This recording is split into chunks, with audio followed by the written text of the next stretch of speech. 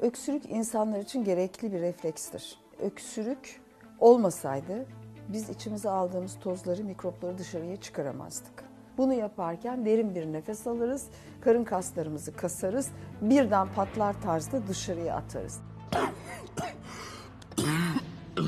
Ve bu yaptığımız hareketle çok önemli miktarda tozu aslında siz hiç bilmeden, görmeden dışarı atarsınız. Çok sık olursa, tekrarlayıcı vasıfta olursa, uyandırıcı vasıfta olursa, bir yemek yemeyi veya normal hareketi yapmayınızı engelleyecek tarzda olursa o zaman anormal bir hastalık belirtisi demektir.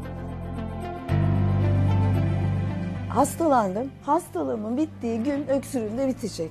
Bitmiyor çünkü bir tamir süreci var. Hala o devam ediyor. Nefes borusu kendisinin üstünde meydana gelen hasarları düzeltecek, temizleyecek. Dışarıya atılması gereken bir madde varsa o süreç devam edecektir.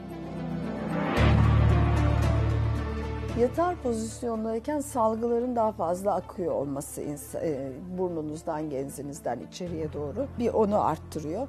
Bir de alerjisi var. Kontrol altında alerji ama enfeksiyon geçiriyor. Enfeksiyonla birlikte çok kontrolsüz hale geliyor. O zaman gece öksürükleri artar. En fazla bahsedilen şey öksürüğün bir hastalık zannediliyor olması. Vücudun imdat sinyali olarak görüyorum. Bir yerde kapalı kaldınız, beyaz bayrak sallıyorsunuz gelin buraya diye. İşte onun gibi vücut benim bir derdim var kurtar onu diyor. Öksürük şurupları bu nedenle zararlı oluyor. Öksürüğün sesini keser. Ama bitmedi hastalık. Sadece sesini kestiniz öksürüğün, hastalık içten içe işliyor.